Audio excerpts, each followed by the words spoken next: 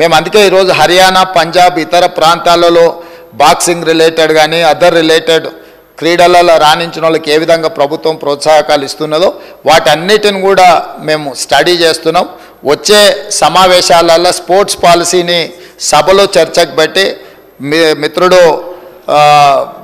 BJP MLA గారు ఏదైతే సలహా చెప్పినరో స్పోర్ట్స్ స్టేడియంలను కూడా ప్రోత్సహించడానికి ఈరోజు ప్రభుత్వం దాని మీద ప్రత్యేకంగా దృష్టి పెట్టినాం.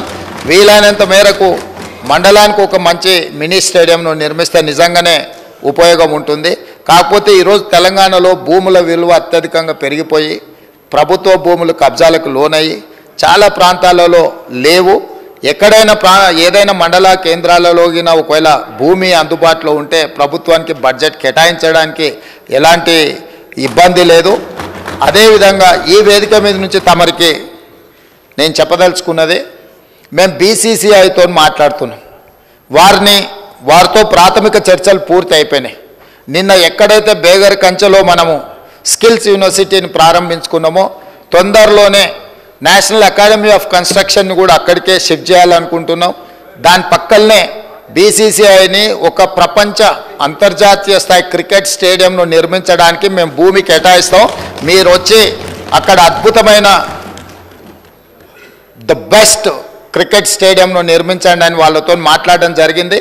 వాళ్ళు కూడా ముందుకు వచ్చిండ్రు.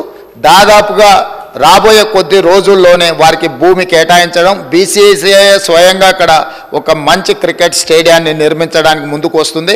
కాబట్టి ఈ స్పోర్ట్స్ విషయంలో నిధుల కేటాయింపే కాకుండా ప్రత్యేక కార్యాచరణ, ఎందుకంటే క్రీడల పట్ల నాకు ఆసక్తి ఉంది.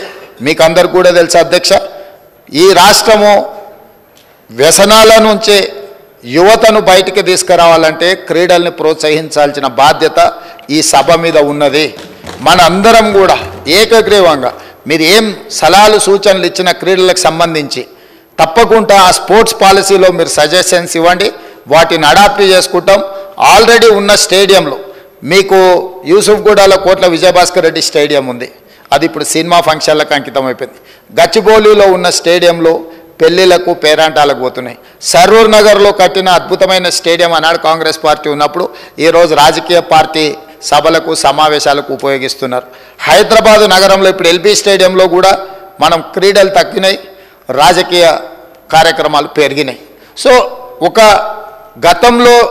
గత ప్రభుత్వాలు ఒక స్పోర్ట్స్ పట్ల ఒక ఎకో సిస్టమ్ ఏదైతే డెవలప్ చేసినరో ఆ ఎకో సిస్టమ్ అంతా కూడా ఇప్పుడు దెబ్బతింటున్నది. కాబట్టి వీటన్నిటి మీద కూడా ప్రత్యేక కార్యాచరణ తీసుకురావాల్సిన అవసరం ఉంది. వాటన్నిటిని కూడా మనం అప్గ్రేడ్ చేసుకొని కొత్తగా విద్యార్థి